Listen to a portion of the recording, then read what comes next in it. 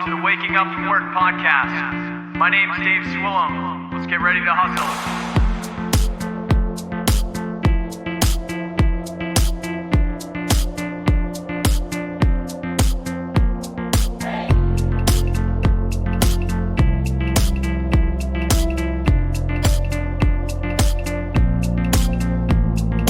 Hey, what's up, guys, and welcome back to the Waking Up from Work podcast. How about that? I'm going to keep messing with you. Today, you're listening to episode 43 of the podcast. Really excited. There's been a lot of momentum since we picked it up to weekly. A lot of people hanging out on Thursday nights Eastern at Dave Wake Up, if you want to check it out. Thank you guys for all the engagement. It's been a lot of fun. Today is going to be a podcast episode about creating sales for creatives. So one big thing that I've seen with creatives is a million amazing things about you people and myself, lots of amazing attributes of that type of person. But one opportunity that I see pretty across the board is a lot of us really don't like selling our art. And what I really want to put out in this podcast episode, and just as a thought, is that it doesn't mean that you're selling out, because there's a right and a wrong way to sell. So what I really want to get ingrained out there is that I think being a real salesperson in 2020, in a modern age where everything's ultra transparent, you can look up everything online beforehand, there's nothing to hide, right? So it doesn't mean being like an old school car salesman and, like doing, shitty art or shitty music or whatever it is to just make you buy something. What it's about is finding people that need or could be assisted or gain value from the things that you do, finding them, showing them how you can do that, and then doing it. Right? So it literally is that simple, and it doesn't have to be more than that. So please don't make it into a thing. But definitely, if you haven't come up with some process where you're going out there and you're looking to create opportunities, create engagement with people who could benefit from the things that you do, whether you're just a musician and you're writing music and you're trying to find fans that might want to listen to your music and stream it or buy a shirt or two, or whatever it is that you're doing, everyone has an opportunity out there to grow their business. And this is one to anyone out there who hasn't been doing it because they're maybe an introvert or they feel like they're selling out or something like that. I really wanted to start the conversation up on that. So we talked to Stephanie from Grow Disrupt, who works with small businesses and entrepreneurs and things like that to help them do that within like a weekend to kind of change their headspace up.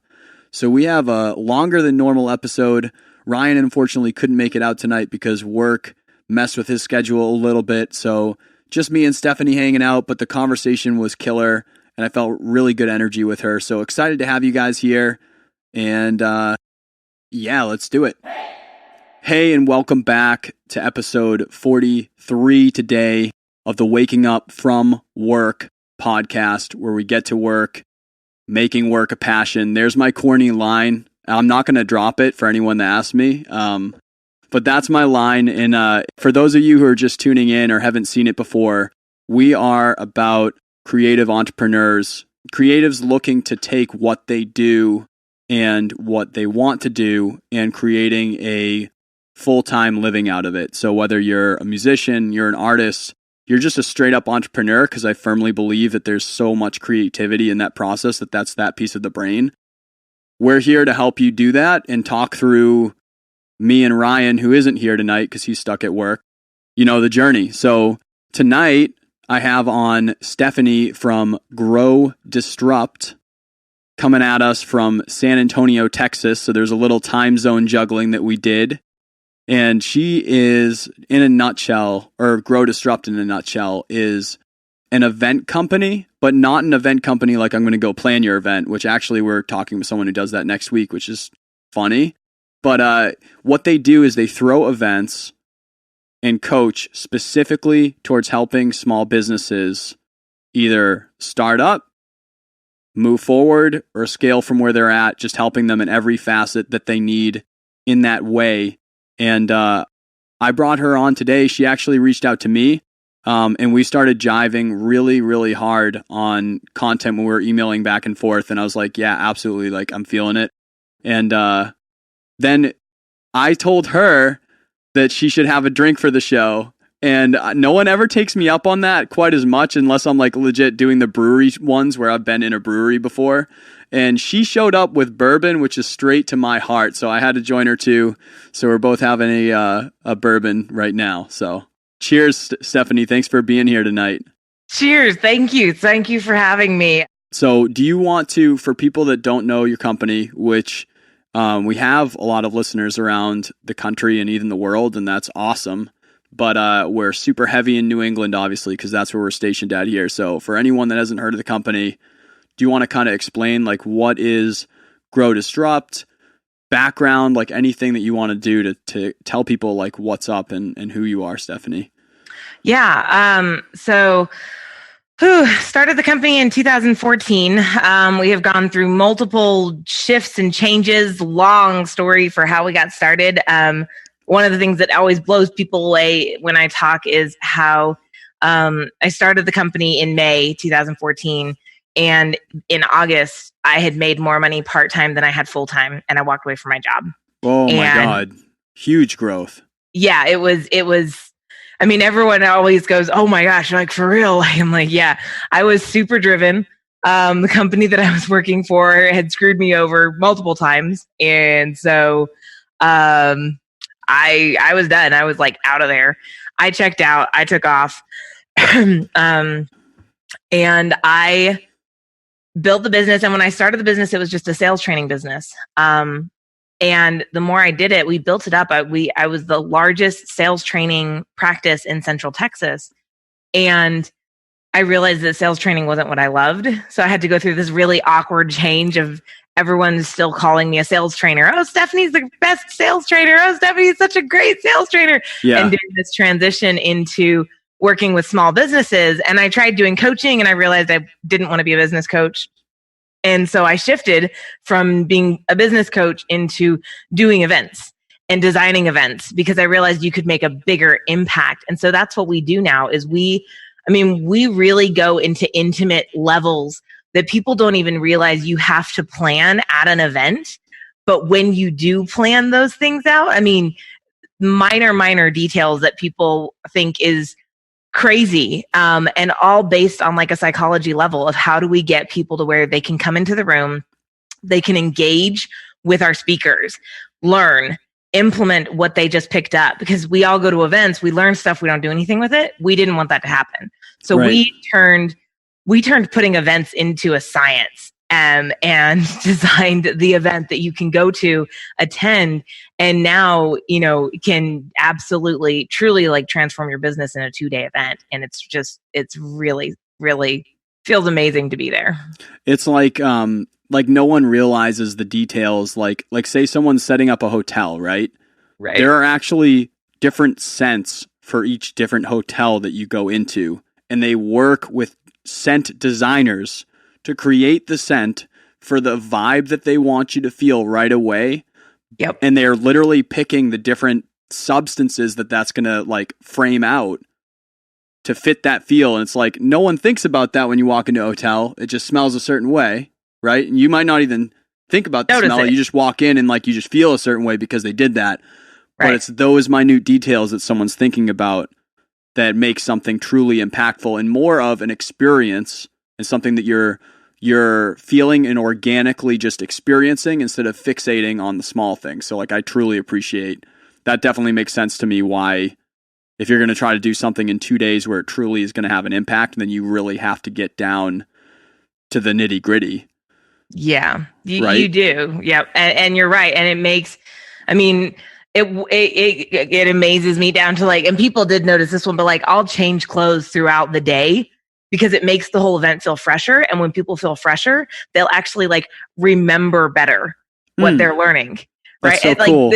it's stupid little things that you barely notice, or if you do notice it, you don't notice. Like, weren't you wearing a purple shirt earlier? And you're just like, you're like, no, how much are you learning right now? How do you feel? And they're like, I feel good now. I don't know. Yeah. Like people would come up to me and be like, you look so fresh. I feel better. I'm like, You're like, yeah. right. Yeah. Thank That's you. awesome. You're so kind. So like before we hit like what these experiences do, what we do to like in 2 days flip a business with the way that they're kind of doing things, I would love to dig in, even though it sounds like, you initially got out of a job that you didn't like and you built a job for yourself. And that's why you're like, I need to get out of this thing and make it more what I want it to be. But what led, because we have people on here, of all sorts of backgrounds in whatever they're doing, completely different business models than what you were doing, like sales coaching versus like being an audio engineer or being a graphic designer. It's completely different industries. But what do you think contributed to that like 5-6 month period of just like explosive growth? What was it that was driving that to you? So there were a couple of things. One of the big ones that really was, really the biggest driver for me was, so I'll give you the background on this because it was like a moment that will make a lot more sense as to why it became such a big driver for me after, I explain this. Sure. But in September 2013, September 19th, 2013, I rolled over. It was, early in the morning, hadn't even gotten out of bed. It was payday, commission day, Friday. I was so excited because this was the first commission day. I was, new out of college, just a few years out of college, just getting my feet on the ground, finally starting to save some money. And I'd run all the numbers. I knew how much money was supposed to hit my bank account. And I was going to be able, like, okay, this much money's coming in. I got to transfer this over, for bills. I got to send this over here. And I'm going to be able to put this much from that paycheck into my savings account. And for the first time ever, I was going to have more than $10,000 in cash. And I was like, hell yeah, stoked. I was so excited. Awesome. And I roll over, I log into my banking app, and my paycheck is about $3,000 short of what it's supposed to be, which was my commission amount. Yeah. And I'm sitting here going, what? Yeah. Like I'm laying in bed going, am I fired? And they just didn't tell me? Like, what's going on? Squeeze me. And so I'm freaking out. I go into work. I pull my boss aside. I'm like, what happened? Because my boyfriend at the time, I'm talking to him. I'm like, oh my gosh, what do I do? He's like, well, maybe there was a mistake. Maybe they'll have a accounting error, issue, payday. You never bump. know. So I go into work. I pull my boss aside. I'm like, hey, so there was no commission on my check this morning. And she goes, oh, I meant to tell you, your position doesn't get a commission anymore. I'm like, what? Hold on. This is not what you tell people. Like, when you no, this is something you tell people 3 weeks before. You don't tell people this when they the day they're supposed to get paid. That is like grade A mismanagement. Like that's like literally an exact issue of leadership when stuff like, because like I work sales now, right, for my day job. I used to work a sales leadership position too, where like I literally was the person that had to tell people when people were getting laid off, or when like I had to be that person. And you can't, like, that F's with someone's entire life. And you can't just take that lightly, where you're just like, your entire life is getting completely fucked right now, and I'm going to not tell you anything beforehand or anything. Like, all it takes is empathy and understanding how humans feel and realizing how bad it feels to wake up in the morning when something that you have planned in your entire life is now not what you planned and no one communicated it with you. That's automatically like, you're like, bad leadership immediately. Bad leadership.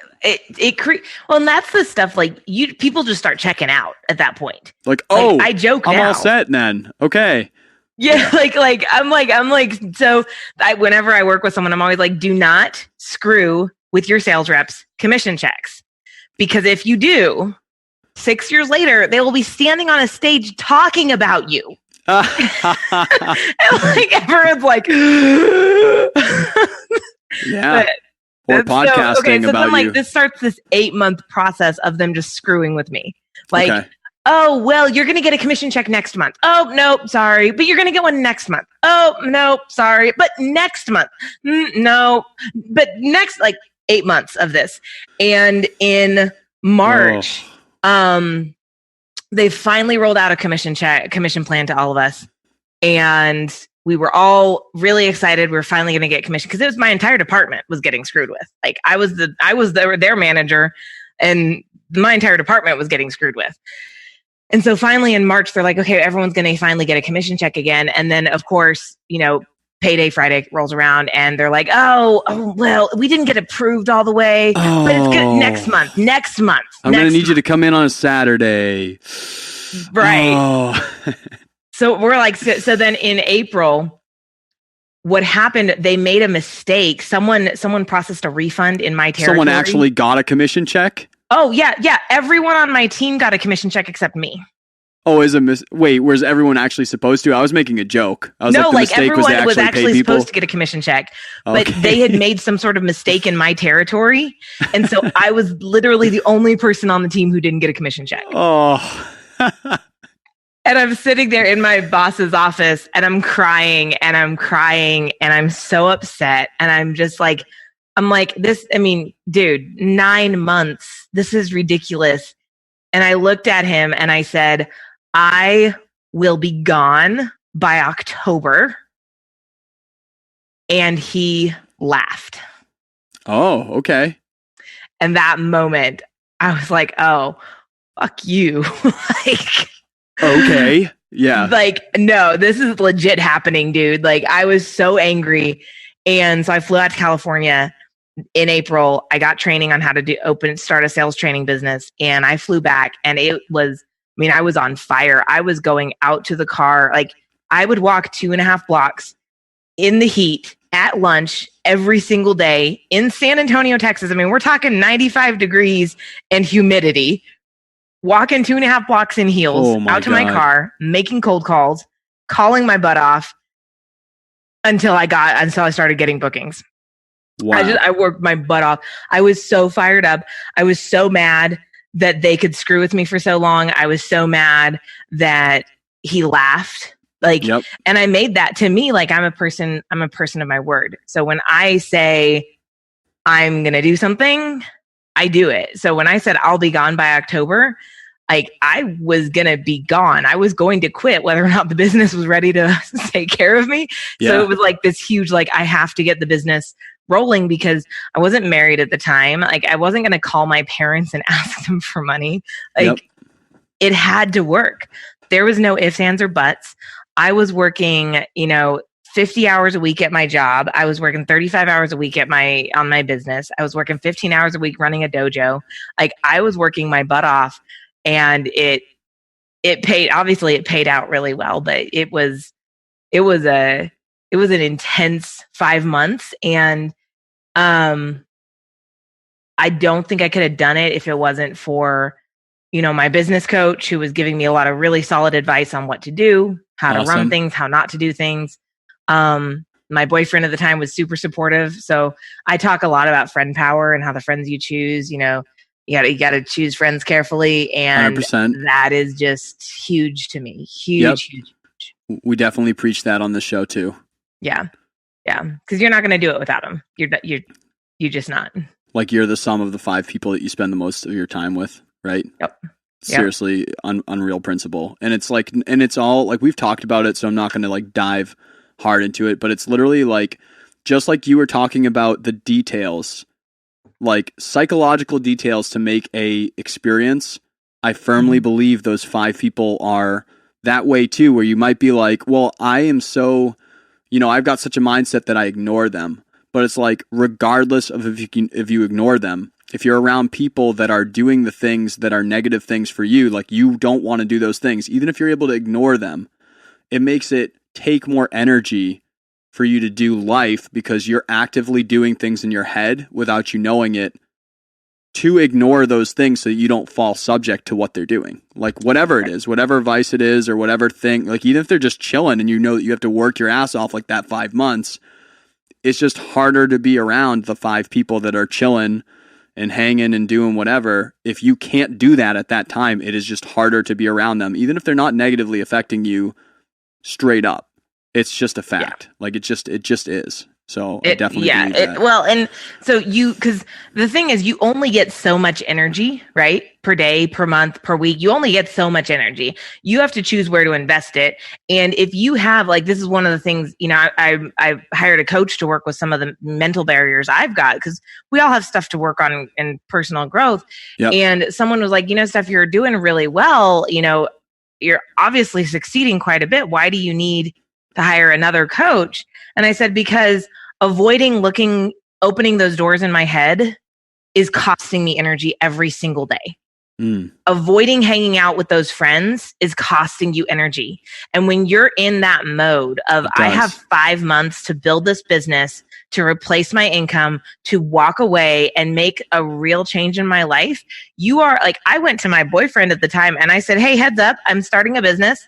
If you're going to walk, like, now's the time to do it, because we're not going for movies every Friday night and bike rides every evening and, theme parks on the weekend. We're not doing that stuff anymore until I get this business off the ground. And it may take me a few years to do it, but like, this is the reality of my life now. If I can't get it off the ground within 3 years to the point where we can start having some time together again, then I will, if you're still around, I'll shut the business down. I'll go get a job. But I'm going to do whatever it takes to get this thing off the ground. And he just kind of looked at me. He said, okay, go for it. I'm here. Yeah, I got your back. And awesome. he was great. And it took us about 2.5 years to get to where I could start really taking my evenings off again and taking some weekends off to hang out with him and really prioritizing him again. But it was so important. And you got to be able to have that conversation and understand, like, especially with friends, right? You may outgrow those guys. When you decide to go through this shift, you may outgrow them. Now they're sitting there working their jobs, their 9 to 5s. You're building a business. Your interests, your conversations are going to change from what theirs are. Right? So 100%, yeah.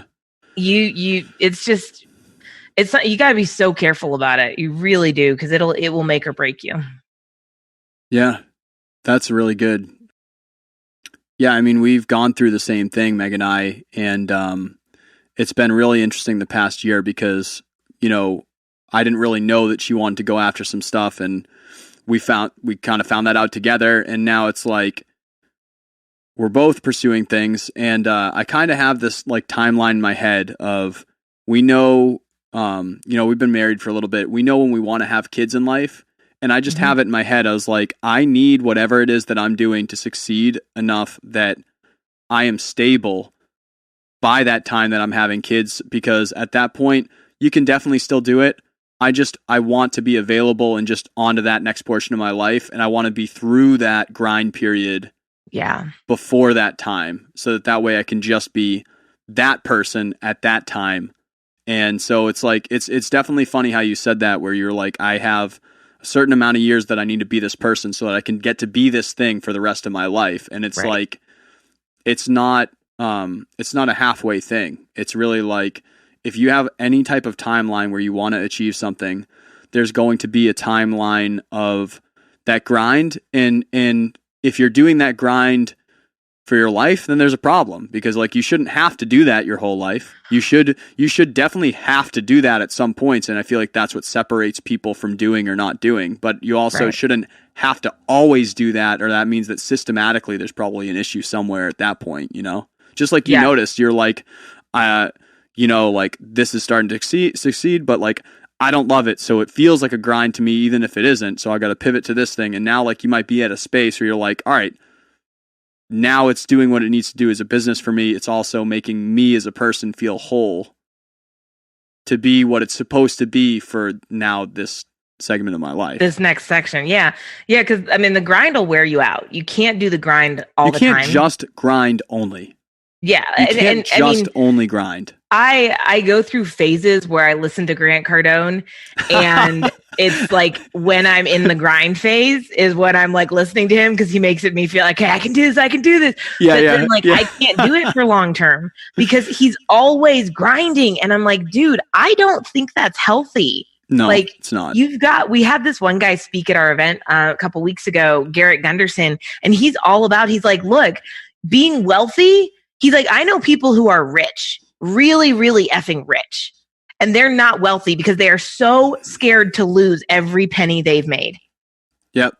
That's not being wealthy. He said being wealthy is having money and enjoying it and not having to worry about running out of it, because your business, your life is set up in a way that it continues to provide that.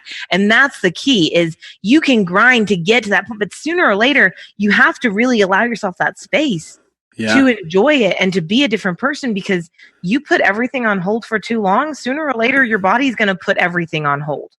Right. Like, and it like also like I have like a piece of me as a human being that is like a grind person. And what I mean by that is like I innately just want to do things all the time.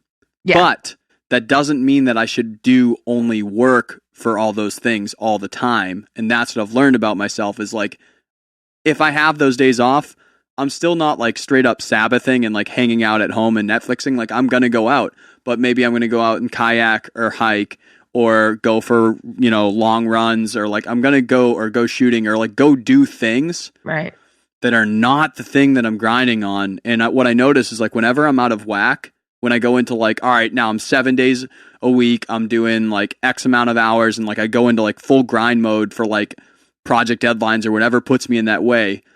Whenever that happens, I always hit a point where like I'm like, F it, I don't care if I make anything anymore. I'm going to take like a week and I'm going to disappear. Whereas if like I can find the balance, then I'm consistently, because I like to be busy anyway. If I find the balance where I still give myself like 1 day straight up off, or like whatever you need as a person, because everyone's different, then I'm always more productive than when I allow myself to be full grind mode all the time, because then I hit that wall. And if I make it so I don't hit the wall, then I can just keep going and I'm actually happy on both sides of it. And that's like the sweet spot. But everyone's different with what they do, Well, I've started having this conversation a lot. And I think, I think it comes up because I look for it, but I'm on a crusade now. So I know we've all been told, time is your most valuable resource, right? Yeah. You can get more money, you can't get more time. Yep. But I'm actually on this whole crusade now that time is not your most valuable resource. Energy is. And what you have, because if you think about this, we've all had time, but not had the energy to do anything with it. Right. Dead time. Right. And you're literally laying there going, I'm so tired. I'm so worn out. And sometimes you didn't even do anything. You just hung out with that person, right? Yep, and so what I keep talking to people about, I'm like, you have to keep in mind that energy is your most valuable resource. Because if you're in high energy mode, you can produce more results in the same amount of time as someone who is in low energy mode. Love it. If I'm in high energy mode, I attract people to me who, one, help me stay in high energy mode, and two, tasks with me, right? I attract a team to help get me where we're going. And so what's important to recognize is that we have got to start putting our energy into the places that replenish our energy. And when you're in hustle and grind mode, you are having to do stuff that is draining your energy. You are doing stuff that is not keeping you high energy. You're doing some stuff that is not inside of your energy advantage. We're trying to be like environmental about this. We're looking for reusable energy here, people. Right. Yeah. Get your renewable. What is Let's your go. Wind, it's 2020. What are you thinking out there? Right. No more coal energy, y'all. Stop burning that crap. That's the thing. I'm like, so if you take that, you have to take that time off, right? Because if you're doing the hustle and the grind, you are running out of energy. Even if you're doing a lot of stuff that you're high energy and you are so you have to take that time where, like I talked earlier, I said, when I'm doing painting for me is not high energy. I'm not like painting like, whoa, like it's not how it goes, right? When I'm painting, it's a lot quieter. I'm usually sitting and I'm just focused, but it's very rejuvenating. And so spending my energy in ways that create more energy to me is just, it's so important. And that's why I think those times off are so important for especially people who are in the hustle and grind. Hell yeah. Like I have band practice once a week on Wednesdays, and my band, like whoever knows, but like my plan with my band, I'm not like sitting there being like, we're going to make it. I'm not behind it in that way. I'm all in on like my audio things and like the things I'm doing with the podcast and things like that I have more gusto to be like, hey, this is the thing that needs to succeed. But the reason why I got into audio as a profession or anything that I do is because of music. And I knew that if I didn't keep that in my life, then I would lose all reason for why I do what I do. So I practice on Wednesdays. That takes me a Wednesday night out of what I'm like what I need for time. Right. That's taking that time out of my week, and I need that time right now because I'm working a day job and I'm hustling every single friggin' night and on the weekend. So like that Wednesday night for me means something. So to take that away, it has to really be valuable, but it does exactly what you're saying, where like I do a Wednesday night, I literally work on 0 projects on that. I don't do anything else but that. When I come back into my day job, first of all, which is important because like I need to perform there. I need to exist there. I can't just like not exist, right? Right. When I come into my day job on Thursday, I'm ready to go and I'm thinking about that and everything. So I'm ready to go. I perform well there. And then I'm still ready to go again because I just went out like straight up creativity, only focused at what I love, only focused on what I care about. Literally not aimed for any point of success or trying to be anything for anyone. And that allowing that gives me energy that I need. So like, I'm with you on that investment of a Wednesday night away from what I should be doing. Yeah. Well, and I think you said something really, really important there too, where like when you're at work, you have to be on at work, right? When you're with your band, like it's going all in. There's this myth about multitasking that needs to die, like seriously needs to die. Yep. We have to get to a point where we're single-minded, focused, all in, like right here, right now. Like it's killing me that my phone is even up over here because it keeps going off and I'm seeing stuff popping up and I'm like usually I like put it away in a drawer so I can't hear it. I can't see it. Yeah. Because I want to be like all in one place. And I'm ADD, so that's a little harder for me than, some people. I am too. My mentor of mine in the past, he was a business leader in an organization I was in that I really, really respect. He used to always say the phrase, be where your feet are. I love that. Be where your feet are. And that's just wherever I am, I'm going to be hyper present to whoever is in this area. And I really liked that quote. And that stuck with me for some time now. I love that. I just grabbed, so I have this little I have my Stephanie Bible Proverbs thing, and I just grabbed it because I want to remember to put that in here when we're done because I think that's an awesome It's only Proverbs, or is it other stuff too? What is it? Well, so they're all little it's all little. So I don't know if you can even see this, but so it's all the statements, the stuff that has really come to mean stuff to me. So one of my favorite quotes is one that I created a while ago that says passion creates action, action creates results. And then, one of my favorite quotes from Shakespeare about our doubts are traitors and oft make us lose the good we might win by fearing to attempt. And so it's That's awesome. it's not like actual proverbs, like biblical proverbs, although I think there's a couple of them in here, but it's this stuff that really has made a huge impact for me that I want to be able to remember, that I want to go back and be okay, this was important. And what did it mean to me when I was writing it down and kind of put myself back in that headspace. I love that. That's really cool. I have my little Bible right here, but it's more mixed than that. This is daily goals. It is things like timeline or what I'm trying to accomplish. It's things I'm grateful for. And then it is also just random stuff like that. It's just not always quotes. It is just I don't know. But when I get hit with something, it usually goes in here. So it's same reason. I'll complete this probably in the next month. And I have another one that I already have sitting in my drawer ready to go. Yeah. I love journals, man. My husband gets me journals every year for Christmas because I just churn through them, and I have literally bookshelves full of journals.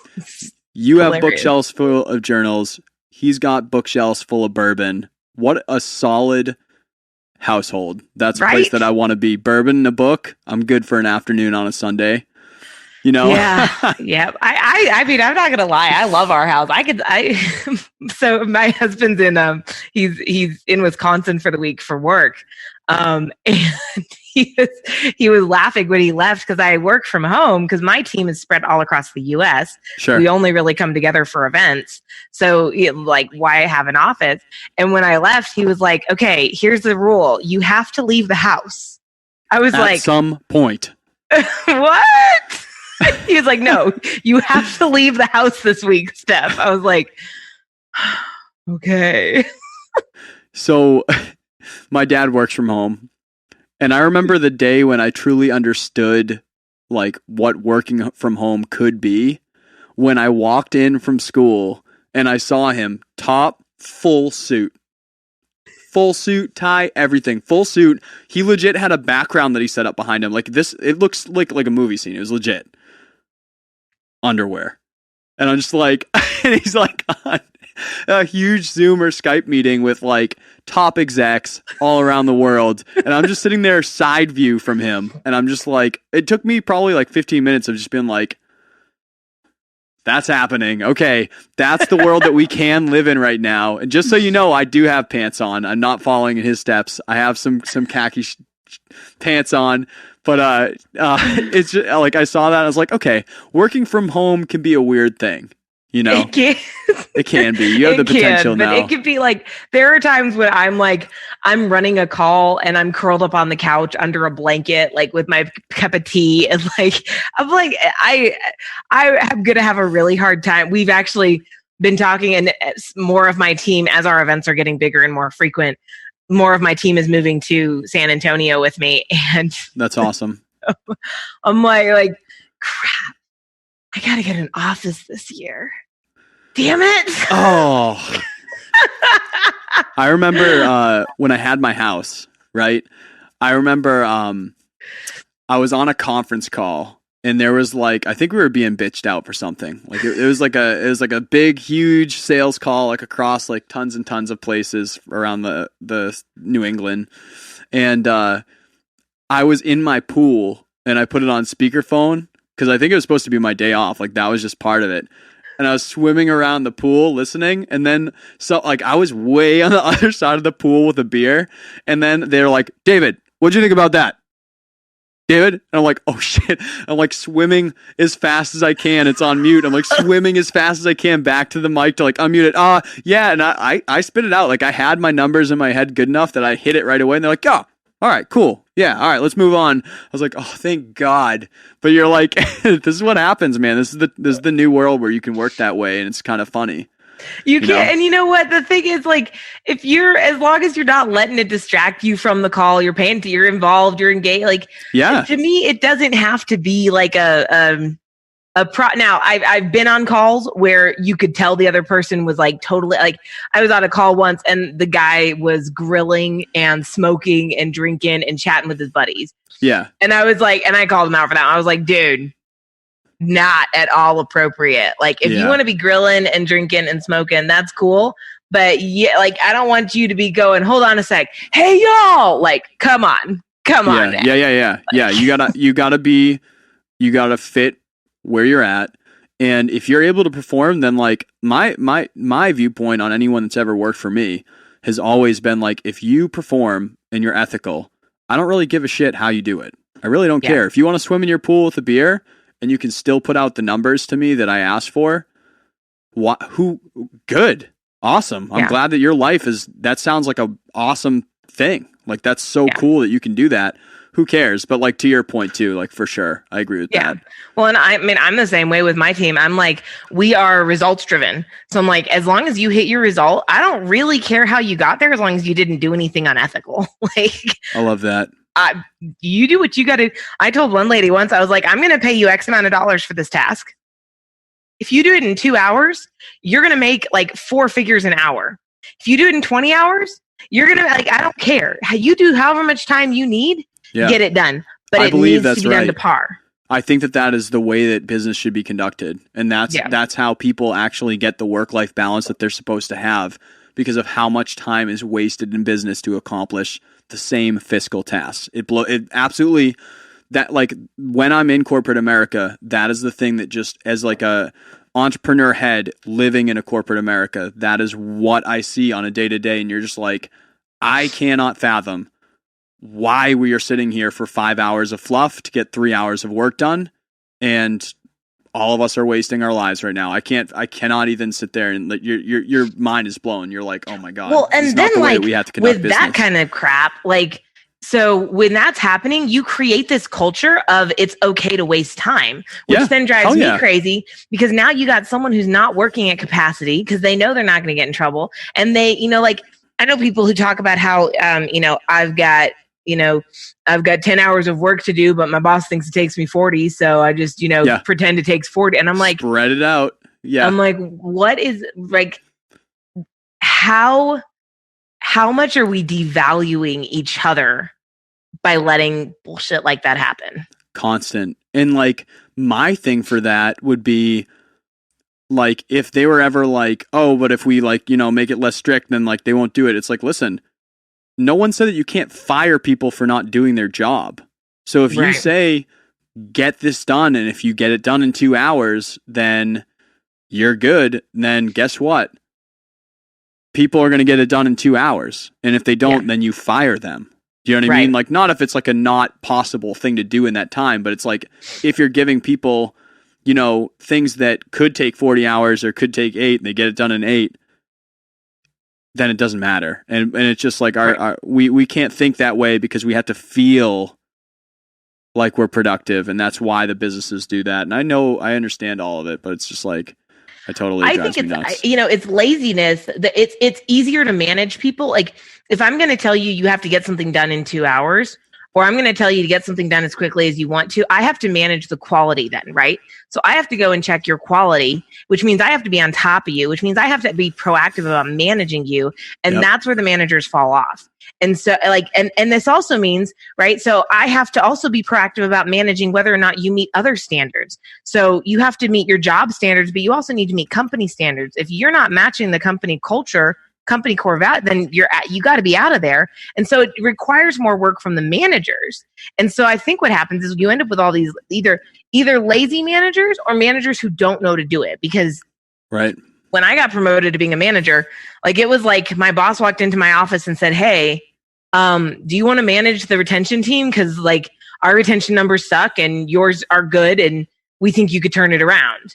And I was like, let me think about it. I don't know if I want to stop being a sales rep. And I came back to him a couple of days later and I was like, okay, I'll take over the retention team if you give me a raise, you give me these things. And he did. And so I take over the team 2 weeks later. And I just remember I had my first team meeting with my team now. And I went home at the end of that day. And all I could think of was like, oh my God, like, these people are relying on me. They're counting on me. Yeah. I don't know what to, it was overwhelming because I was like, I don't know what to do with this. Like, and I just had like had this like freak out. That was when I started like looking up leadership books and like anything, because I had no training on what to do in that scenario. Yeah, I would say like, my, like, I don't regret at all becoming a leader in an organization, because it definitely, like, it messed with my like outside life, which also affected the growth for my side hustle, which sucked. And I learned from that. Yeah. So like my current day job, when I'm out of there, there's nothing that I have to do. And that's amazing. That's nice. But I don't regret it, because it gave me like a taste of like the buck stops at you before I have employees in a business that I'm creating the income for. And I needed to taste that, where like I had decisions that had to be made for me, where you're the person, you have the decision. And then like you like pause for a second, almost like as if it's going to go past you. And then they're like still standing in front of you. And they're like, no, like, you're the one that makes the decision. Like, what do you want to do? And then you're like, oh shit, the buck stops at me. Like I had to make a decision right now. It might not be the right decision. The fact is I had to be able to make decisions on a point right away. Yes or no? Yep. You have to be able to make decisions that quickly. And that was a trait that was very good to give to me, because now like I can make decisions quickly and I can deal with the outcome from it afterwards quicker. So it was all a good thing that happened that way. Like that was a good piece of history to be baked in. Yeah. I usually find most, because there are people who are like, well, knowing what you know now, would you have left your corporate job sooner? Knowing what you know now, would you not have gone to college? Knowing what you know now, would you? And I'm like, I wouldn't change a single thing, because Yep. everything I've gone through is part of what's gotten me to where I am. And one Yep. thing I have learned is that some of the moments I am most grateful for in my life, that I look back on with the deepest gratitude for, are some of the moments that were the most painful to get to and through. Yep. Standing in the parking lot crying, calling my mom because I didn't know what else to do at that point in my life, because they just screwed my commission check again. Like, that was a really hard moment. And that was months of challenge leading up to that. But I wouldn't change it, because that was the moment that she said, no, you're done. You're going to learn how to start a sales training practice, and we're out. You're done. You're leaving. You're done with these guys. Don't care about you. They're not taking care of you. And so it doesn't matter, I wouldn't change any of those moments, because they're all where I've gotten to stand on stage with like some of my heroes. And I've gotten to talk to people and get to know people now that I'm just like, oh, like I get off the phone and I'm like, oh, fangirl, like freaking. Of course, you don't do that when you're on the phone, but afterwards you're like, Yeah, God. You might have the hands up, but like you put them outside the screen where you're like, they're like, oh, what the hell are you doing? You're fangirling, right? But Right. you're like, I'm trying to fix a light right now. You're like, Right.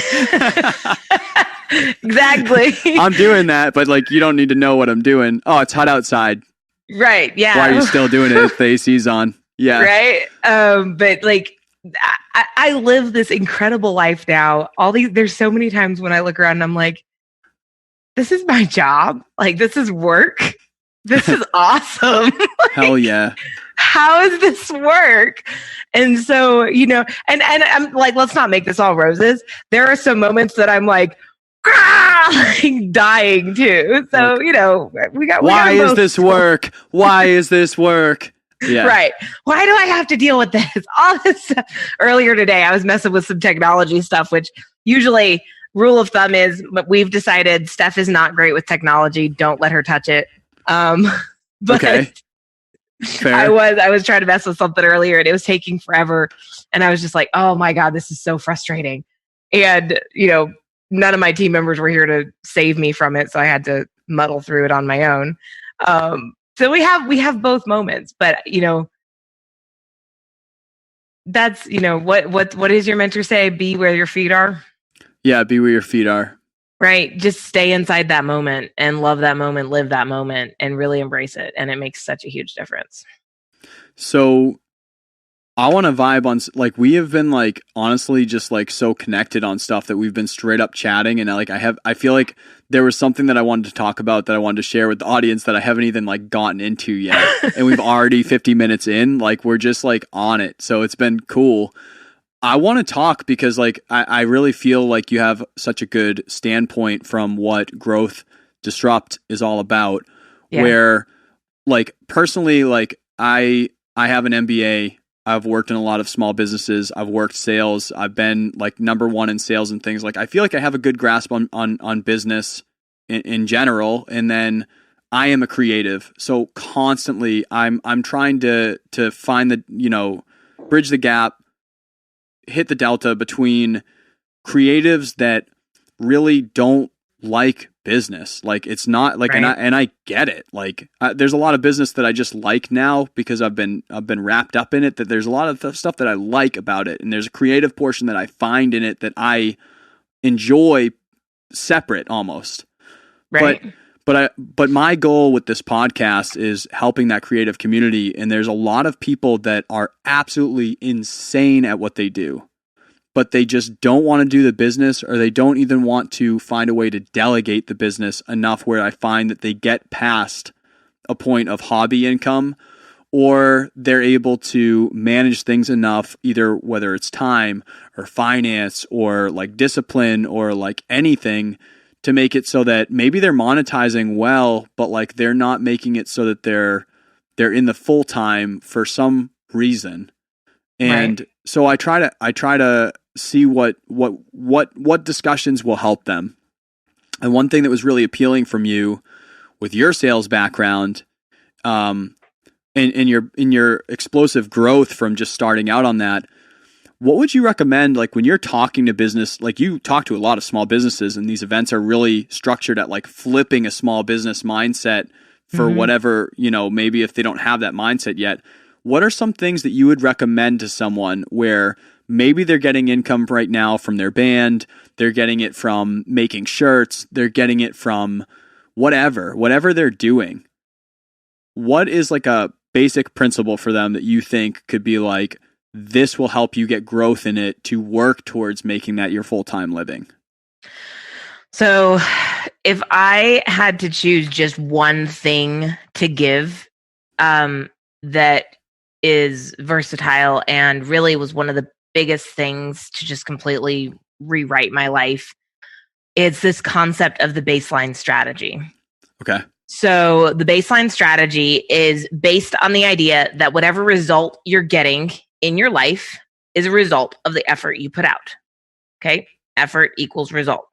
Sure. Pretty basic equation. Most people won't argue with that too much. And if you want to change the result, what do you change? You going back to high school math, what do you have to change, right? Change the result. You change both sides of the equation, right? So whatever I do to one side, I have to do to both. So I'm going to multiply it by, if I want to get double the result, I have to double the effort. So in order to change your result, your outcome, you have to change your effort. Your effort is your baseline. So you have things you are doing, whether you realize it or not, on a daily, weekly, and monthly basis that you're doing consistently. You're doing repetitively. Right. The key is to identify what those things are. So if you're making a post to Instagram every single day, and you're doing a podcast every single week, and you're doing this, and you're doing that, and you're going to a networking event, and you're whatever those things are, right? What are the things you're doing daily, weekly, monthly? Once you figure out what those things are, that's your baseline. And now you know what is the effort I'm putting in that's producing the result I'm getting. So if I want to change the result, I need to change the effort. I need to change the baseline. And you have two options. You can either add something to the baseline or take something away. Okay. So what I encourage people to do is figure out what is, for example, if you really want to level up your revenue in order to turn the business into something that makes real money, right? And whether you're wanting to do that, because even if you're a creative who is, just running their own business and doing their own thing, like 1-to-1 ratio, like what I'm doing right now outputs money, right? Right. And so if you're having to do stuff that is outside of your energy advantage, stuff that does not get you excited, stuff you don't love doing in the business, you have to do that if you want to have income coming in. You're going to have to pick up stuff that you're not super psyched about doing. Yep. So if you want to get to the point where you can outsource all that stuff, and even if you just want to be able to have a bunch of VAs who handle all the nitty gritty so that you can do the creative stuff you love, you're going to have to increase. You're not going to have to increase revenue. So you got to figure out, what am I doing sales wise? What activities am I doing that's producing sales? Yep. And then either add stuff to it or take stuff away. So let's say you're making one Instagram post per day and you're like, oh man, every time I make an Instagram post, I get sales.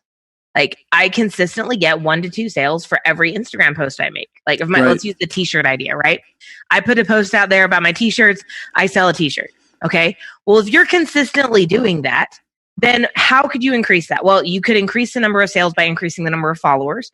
You could also increase it by increasing the number of posts, right? So now you change it to where you're posting twice a day, right? And you're starting to add in, you say, okay, in addition to posting twice a day to Instagram, I'm also going to add in 2 lives per week, right? I wasn't doing any lives before. I'm going to add in 2 lives per week. And I'm going to add in finding 5 people to engage with and comment on every single day, right? So that I'm building that social currency, building the connection, building the relationship. Yeah. Okay. And that's your new baseline. So previously your baseline was post to Instagram once a day. Now your baseline is post twice a day, go live twice a week, and comment on 5 people's profiles every day. Because you found that that's something that's bringing in income for you. Right. So you're increasing what is already giving you income. Correct.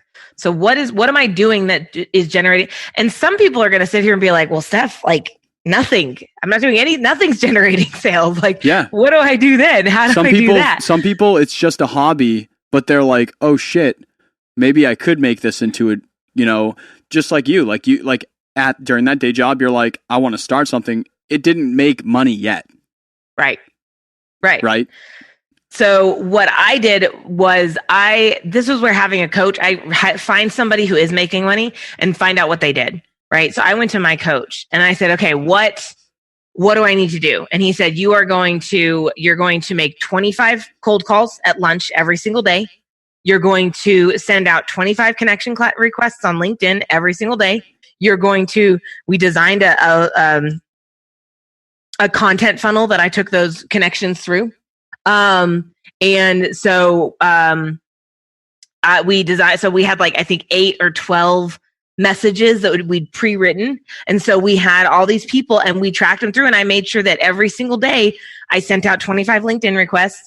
I sent out 25 messages I had 8 groups of people. So I would send out 25 messages to each group each day. So it took me a while to move them through that content funnel.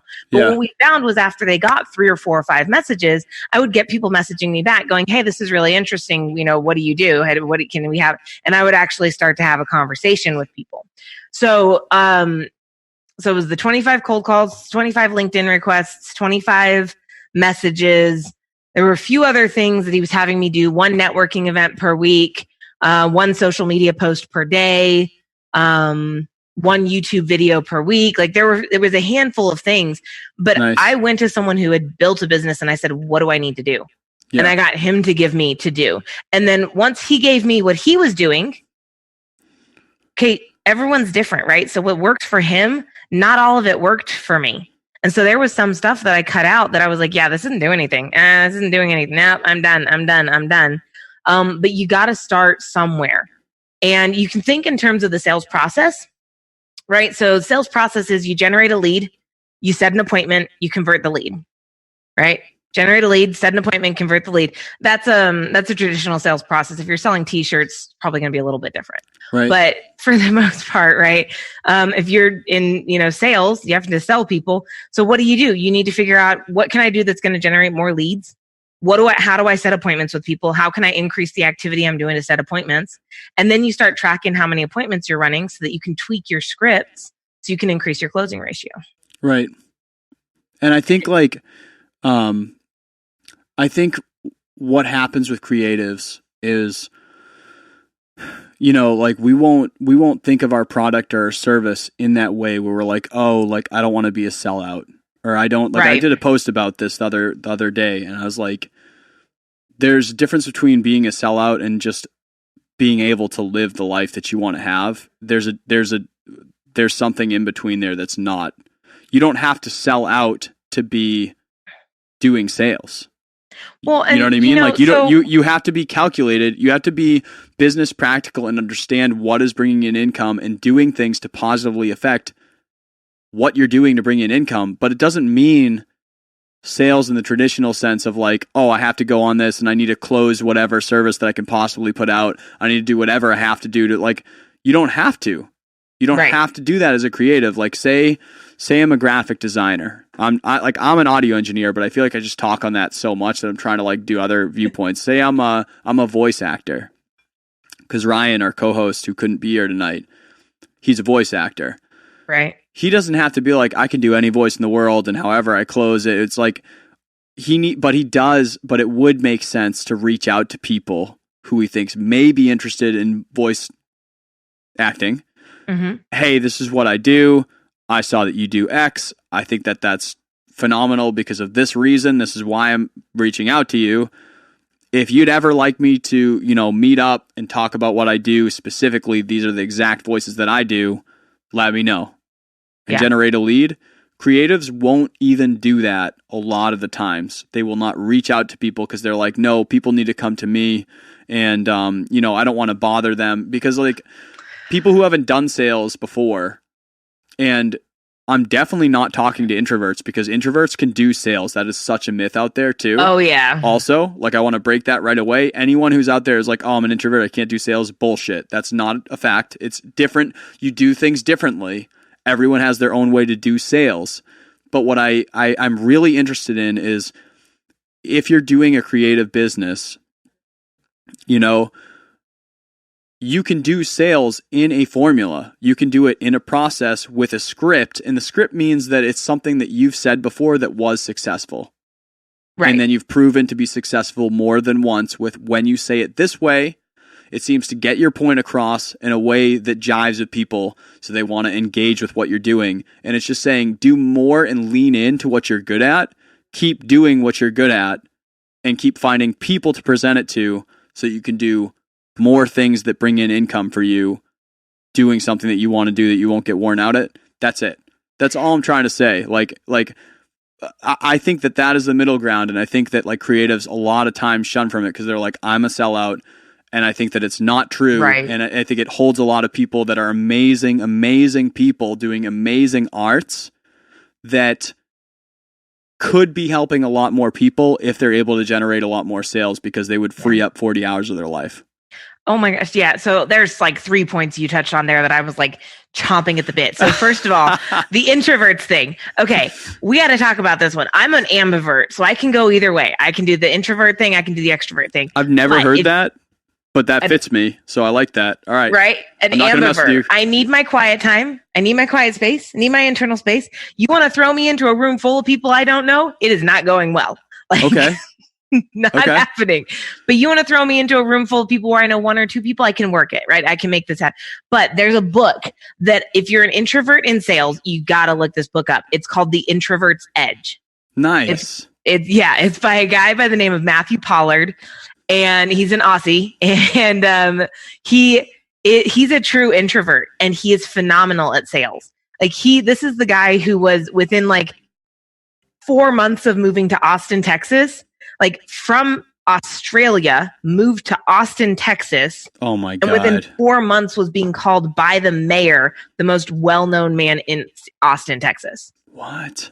Yeah, like crazy. Austin's not a small city, y'all. Like no, and it's nuts. It is. It is great. But like so if you're an introvert and you're sitting here going, but I can't sell, because his whole thing is introverts, actually, it's a huge asset in sales. You've got to embrace that side of yourself because it actually gives you a huge edge that so many people just don't even realize. So if you'll embrace that introverted side of yourself, you can sell better than extroverts can. Cool. Okay, so that was the first point that you touched on that I was like, yes, I gotta address this. The second one was like that selling from who you are piece. Like that's so important. Speak your truth. People will know the truth right away and latch onto it. But if you speak bullshit, people can smell the bullshit from so far away. They immediately are not going to listen to another word that you say in the world. Yeah. Like we check out. Truth. We are done. We're at the point, we are very much an evolving and awakening society. And we can tell when we're talking to people who are full of shit. Yep. And we walk away every time. It's like, I can tell when you're checking out. I can tell when you're not being you.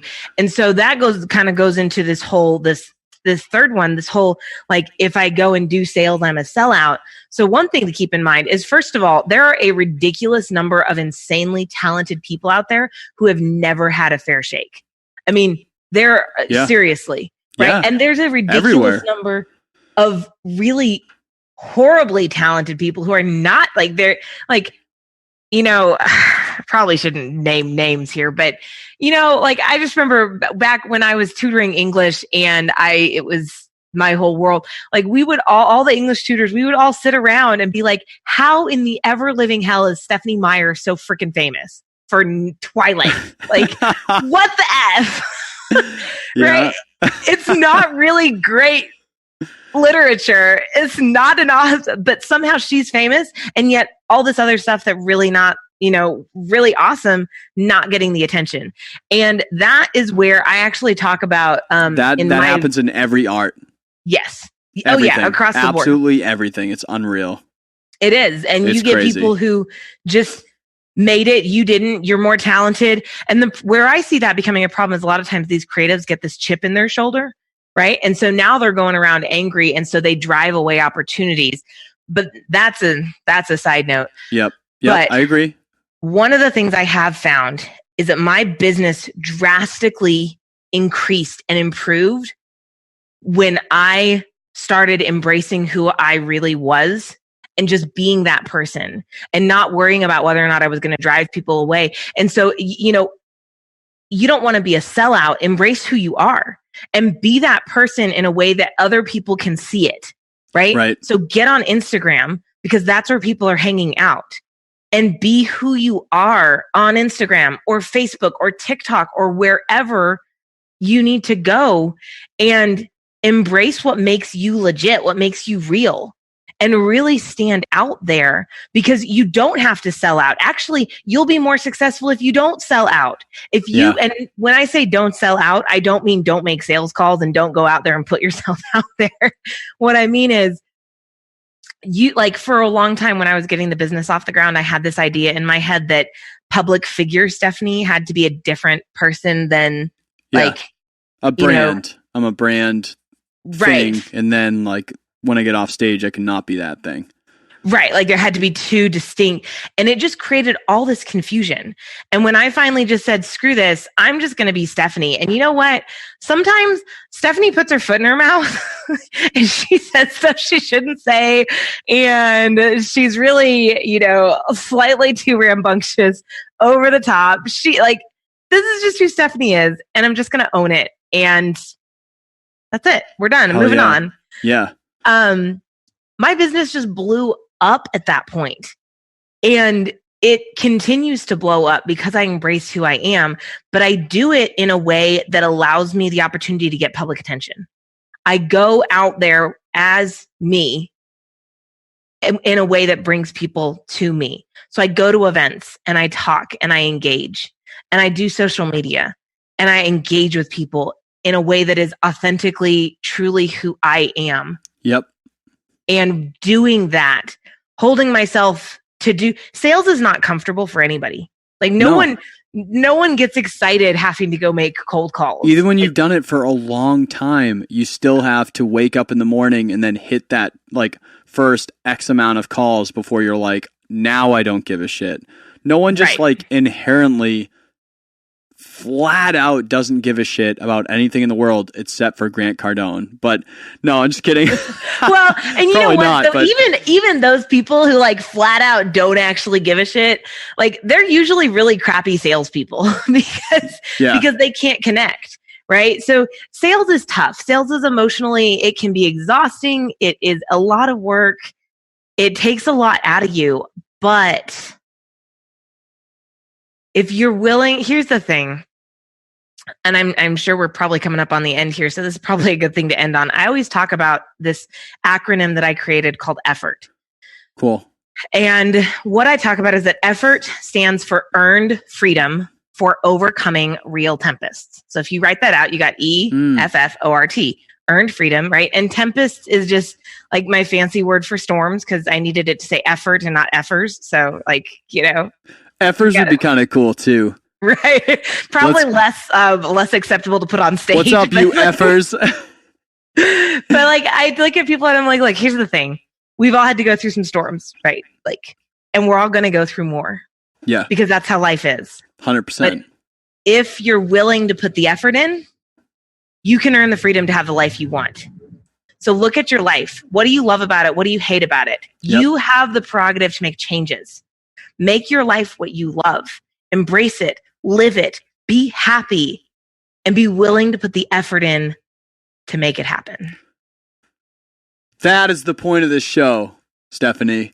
It's called Mic the drop. Waking Up from Work podcast. And it means that if you hate a thing that you're doing 40 hours a week, then don't do it. And if you're like, well, how can I just not do it? It doesn't mean that you just don't do it because we all are realistic about how we need to live our lives. It just means that if you don't like something, then change it. And if you feel that you can't change it or you don't do anything to change it, then stop bitching about it. That's literally all I have to say on it. And we all have our storms. Some people have storms that they had right at birth. And there's things that I haven't dealt with as storms that I have the utmost sympathy and empathy for, where you're like, listen, man, you've been dealing with some shit that I didn't have to deal with, so I can't judge it for anything. But I can only tell people that if you don't like something, change it. It's a really basic principle, but I feel like it's hard when you're living in it and you get in rhythm and you get in sync with living in that shit, that if you don't like, literally, I mean, it's not an easy thing. None of this is easy. That 5 months that you did wasn't easy. Right now, you probably enjoy it. It still doesn't mean that it's easy enjoyment. You're still doing stuff to hustle and do what you need to do all the time that you're doing, right? You're going to have to do stuff. And I know people who are like, we'll never do anything you don't want to do. I'm like, you know what? Sometimes there's shit you have to do that you don't want to do. Like 100%. you just push through it and you minimize that as much as possible. Like that's the goal, is to be able to minimize the parts of your life that you don't like and move on. And stuff's going to come up. And for you to be like, my personal mission statement is to empower others to recognize the power of personal choice. I want people to realize that in every situation, you have a choice. You always have a choice. So exercise your choice and either put the effort in. It's like a shit or get off the pot. Yep. Like I don't have patience for people who complain about, life sucking and this sucking. And I'm like, you know what? Then fix it. Like do something about it. There's always a solution. There's always an answer. Go find it. I always told people that they would get, people would get mad at me because when I started thinking like that, there'd be like some real shit going on. Like something, it would be like an emergency. Like it literally has changed the way that I react in an emergency. And like there'd be some crazy shit happening and I would just be like they would be freaking out, screaming, whatever, and I'd be sitting there and like I would definitely, not gonna lie, like I'm freaked out. Like I'm like, shit, we're in a car accident or we're in a rafting incident or we're like, there's some shit happening. It's no joke that we're shit happening, and I'm still in my mind, I'm still frantic where I'm like, there's shit happening right now, and I'm freaking out a little bit, but I'm very cool where and I'm like, I'm quiet. And I'm focused and I'm just like, what is the solution for this thing? And that like literally redundantly, I'm just like, what is the thing that I do to make this not that situation? And it's like, you have to have that every day when you wake up, of just like, every day when you wake up, shit's going down. You're in the fucking whitewater rafting issue. You're in the car accident. When you wake up in the morning and you go into work and you hate that job and you're sick and you have kids and you have like these things that you have to go to and you have this thing that demands attention and this bill that came in and you have, it's a rainy day, it's snowy out. Like just like there's shit that's happening every day. Mm-hmm. But if you're not sitting in there, how do I create the solution? How do I create the solution? And constantly just drilling only that, then it's really hard to get through all that stuff. And it's really hard not to just be frantic and be the one screaming that's not solving the problem. Right. If you're not solving the problem. When you let yourself get into a reactive mode, I use the analogy all the time of wildfires. So, like firemen will actually go out and start a controlled burn through areas in order to limit the risk of an out of control wildfire, right? They go out, they cultivate, they work very hard to keep the forest in good shape. And when they're able to be proactive about it, there are much fewer drastic fires that really wreak serious havoc. It's when they're not able to go out there and be proactive. And it's not a 100%, right? Obviously there's, clearly stuff. There's going to be stuff that is out of control. But when they're able to go out there and they're able to burn things down, they're able to do the controlled burns, they're able to manage it, be proactive, they limit the risk, right? Whereas once a wildfire starts and it's going, I mean, you're just doing everything you can to just try and contain it, just keep put it out. Yeah. Right. Yeah. And so same thing with your life. Right? If you're proactive and looking at what's going on, how do I start making a difference now? How do I be proactive? It just makes such a huge freaking difference. Just, I mean, mind-blowingly big difference. And, I wish we could get more people to really own that, because I think a lot of times people, they are so quick to put the blame elsewhere. Right. Yeah. And I can relate, because for 8 months I sat there and, it was, I didn't take any action to fix the issue. Right. $3,000 a month over 8 months. That's a pretty decent chunk of change. And I just sat there and took it and took it and took it and took it. And, that people are also like, well, would you have started the business sooner? I'm like, well, that one I might have actually gone back and done. I might have done that one sooner. Yeah. But you can sit there, and as long as you refuse to take ownership, as long as you refuse to put the effort out, life's going to keep being exactly the way it is. I agree with that. I love it. We went already over, but I just was jamming. I really was feeling this episode tonight. This is awesome. We should cap it out. We should also talk some other time because we're super in sync, but we should cap this out right now. Are you down with that? I'm down with that. I feel like we're gonna, people are gonna be like, a 2-hour episode? What the heck? People are like, I'm not listening to that. That's gonna mess with my energy. I'm not doing that. I'm bailing out of here. All right. So I usually ask 5 questions at the end, and I usually like to have it so that you just answer how you think it. Whatever you think, answer it. Doesn't have to be perfect. Right.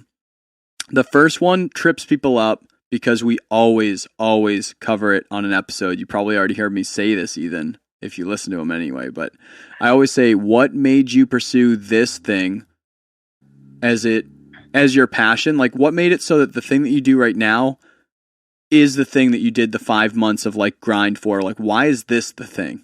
What is it about this?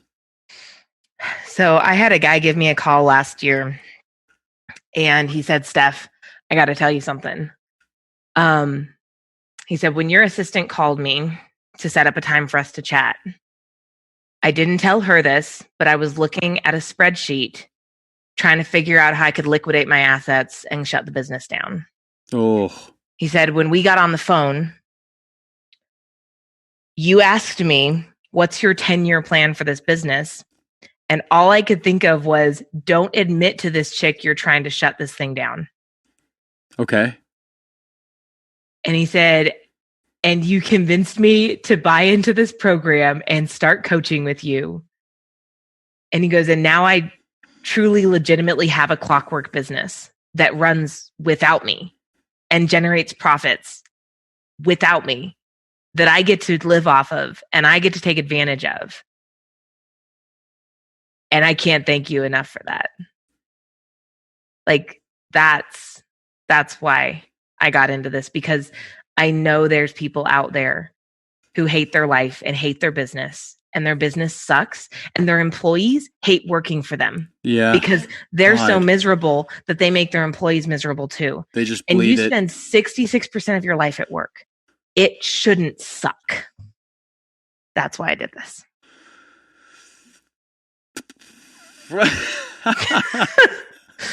Wow. Okay. I don't know if the other questions would be that good. Yeah. All right. So, what is I think that most people on this podcast have been amazing, where they are optimists, or they own their shit, just like you were saying, where they believe that everything happens for a reason, or they're like, I don't regret anything that happened. But what would be something where, say 5-year, 10-year earlier you is doing the same type of things, right? And you're like, listen, I'm going to give you this lesson. You can just take this and absorb it instantly somehow through magic.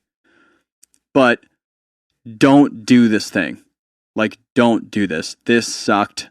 I don't recommend this to anyone. Avoid it. So 10 years ago, Stephanie, 2010. Yep. 10 years ago, Stephanie was incredibly depressed, dealing with clinical depression, dealing with a lot of shit from, we as a family, my whole family kind of got hit with some very big, a couple of my family members were targeted by sexual predators, in a very short period of time, 2 of them. And it broke my family apart. And my family's always been super close, super tight. And right before I went to college, all this kind of fell apart. And, my family, my core fell apart. And I went to school across the country. We lived in Texas. I went to school in Ohio. Oh my God. And I dealt with a lot of depression over those 4 years. And what I would tell 10 years ago Stephanie is, it is not worth it. It's not worth it to dwell so much on, because I would dwell, like live in, I want to live in the moment now, but like I would never see past that moment, and that everything got blown up to being so much bigger and harder and more problematic than it should have been. And I would have, that's the lesson that I would tell Stephanie, that 10 year ago Stephanie, is it's not worth taking everything so personal. It's not worth taking everything so seriously, everything so hard. It gets better. You're going to be fine. Focus on the positive. Wow. Okay. Yeah. Wow. You're getting some pretty serious answers out of me here. I know. I'm getting some good ones. So flip side to that, let's get positive. Right? After we're blown away. Best thing you've ever done. You're like looking back to someone who's just starting out and whatever it is that you're after, and you're like, if there's anything that you do this thing. I really recommend it. Do it sooner than later.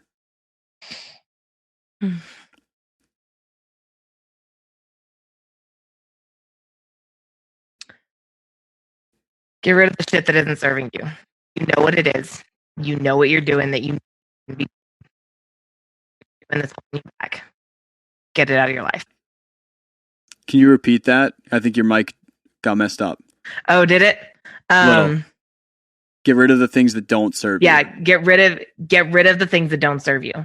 You know what you're doing. You know the stuff that you are doing that isn't serving you, that isn't working for you. Cut it out and move on.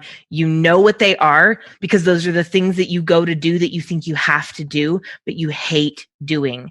Cut it out of your life and free up your life for something better. Perfect. Okay. Next two are way easier, I promise. Next Cool. two are way easier. Usually, this next one is literally, what is a book, a resource, a podcast, a movie, a website? What's some type of thing that you recommend to the audience? It could be in business. It could be in sales. It could be to creative life. It could literally be anything that you think that would be helpful for these people to go check out. Okay, I'm going to recommend an author because all of his books are just mind-blowingly phenomenal. And his name is Mike Michalowicz. Okay. So Michalowicz, which no one can spell. So if you go to mikemotorbike.com, okay, you can get his website. He has a book called Profit First that will blow your damn mind about freaking everything with finances in your business.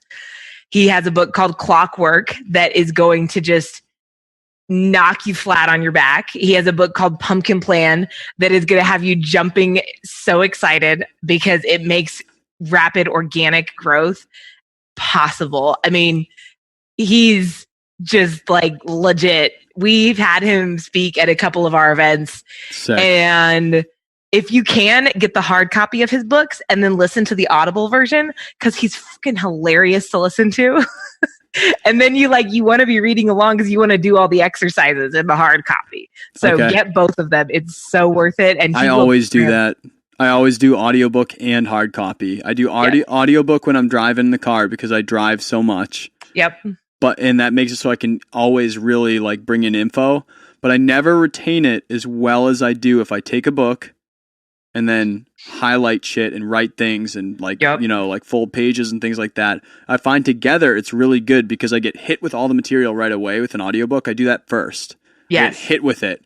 And then like I have the general concepts like already in my head. I could talk about it to someone if I wanted to. Then when I read the book and I highlight things that I want, then I really concretely absorb that into me. And that's been like, I'm so about that. That's what I do for pretty much every book that I'm doing right now. Yeah. And then like, I mean, especially with his books, like he gives you exercises to do that you can't do listening to the audiobook. Like, that's cool. Like that is really, that he was the one I started doing that with, and then I realized I loved it, and I started doing it with all the books because I was like, hey, this is actually a really helpful process. Hell yeah, it is. So for people, if you're driving in your car, or you're like on a dog walk or something, that author in those books will be in the show notes, wakingupfromwork.com/show notes on episode 43. You can go check those out if you want to just link it up. Don't be driving and be throwing that on Notepad or something like that. We got your back. Last question. Okay. Easiest, I promise, unless you're super unorganized, but I don't feel that from you. Where do people keep up with you? Social media, websites? Like, if people want to keep up with your brand, where do they go? I am a Facebook fanatic. I spend way too much time on there. Is the only app that I won't let my team undownload from my phone. So Facebook, if you look up Success Steph, that's my, public figure page. And if you go, I always say this, if you go look through the comments and look through the shares and the likes, you'll find Stephanie Scheller Dupre, which is my full name, on there. You can send me a friend request. Just when you send the friend request, send me a message that says, "Hey, I found you on Waking Up From Work podcast." Otherwise, I'm going to be like, I don't know this person. Yeah. But Facebook's awesome. And then the other thing, if you're not on Facebook, you want to connect. You can go to our website, growdisrupt.com. And if you want to chat with me, if you fill out the contact form and just say, I heard Steph on the podcast, I want to have my team will get you to me within 24 hours. Cool. Rachel will be calling you within a few hours to set up an appointment, and we'll chat. We're really, really pretty well oiled there. So I would say either Facebook or the website. Cool. All right, guys. So that's going to put it out for you. That is episode 43 of the Waking Up From Work podcast. Big shout out. Thank you to Steph from Grow Disrupt in San Antonio, Texas. We're really hanging out with people from around the country now and around the world, and it's getting super wild as a local small New Hampshire boy here. So, thank you for being on with me and hanging out and drinking some good whiskey. Great. Thank you. I'm glad when you were like, all right, this is a drinking a beer podcast. I was like, all right, well, I hope he's legit. I did listen to one where you two were talking about drinking. I was like, all right, I guess they are legit. So I'm we do bringing one with me. It's like a 2 beer limit for us. We're trying to be super about head into it, but it's also like a dinner conversation. It's supposed to be. So right. That was perfect. Which is perfect. This is great. Thank you for having me on. I really appreciate it. All right, guys, that's going to do it for episode 43. Thank you guys for hanging out to the end. I know it was a long one, but I just didn't want to stop it because I felt like we were getting some good stuff out of there. If you want to check out Stephanie and Grow Disrupt, I have her website, the book she recommended, and her social in the show notes at wakingupfromwork.com/show notes. If you want to check that out. If you want to see us live when we do these episodes every Thursday night, 7:30 p.m. Eastern at Dave Wake Up on Instagram. We are joined by our guests live when we do it, and it's a lot of fun. We usually take some of your questions at the end and answer them on Instagram, or we answer them on the podcast. So that's been awesome. Shout out to everyone that's been hanging out with us. That's been a lot of fun. Thank you. If you want to support us, first of all, the free way. Everyone likes free, right? Just subscribe, keep listening, keep giving us some love. And if you haven't yet, a rating and review, I'm sure you've heard it from other podcasts you listen to, goes a long way on here to just help us get found. If you found value from what we're giving you, that helps other people who might not have heard us yet see us in those algorithms out there. They're a tricky little machine that we're trying to figure out. So tons of love to you guys. Thank you for hanging out. I'm about to go watch the Super Bowl and have a good time. So next week, we are going to be going live in Milford, New Hampshire with Erin from eStudio Events. And we're going to be talking, how do we set up like an event for a small business or a small activity or thing like that? Because I think there's a lot of us that could benefit from being able to throw some type of event, I have the air quotes out, for what we do. And it doesn't necessarily mean some mondo huge event where you're filling a stadium. It could be simple things that you're using to just build a community around you. So Love you guys. Have an awesome week. Look forward to seeing you Thursday or next Monday or wherever. Have an awesome one. Peace.